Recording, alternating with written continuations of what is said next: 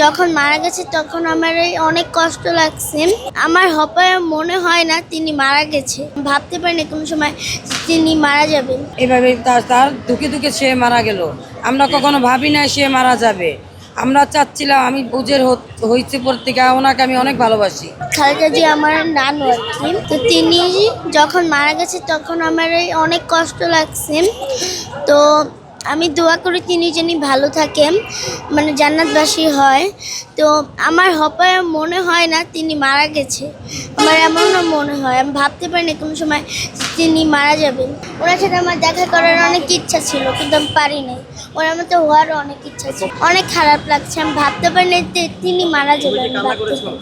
জি, আমাদের বেগম খালেদা জিয়া গতকাল সকাল 6টা বাজে মৃত্যুবরণ করছে। আমাদের খুব কষ্ট হয়েছে যে উনি মারা যাবে। আমরা অনেক অনেক কষ্ট করেই মারা গেছে, জেল খেটে।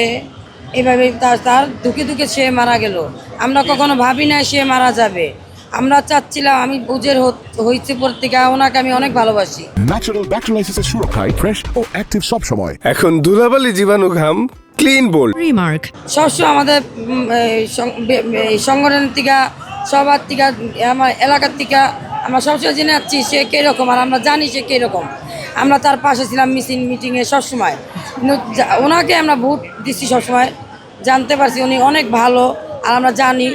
আর কিন্তু আমাদের এখন আমাদের মনে উনি থাকবে জায়গা হয়ে।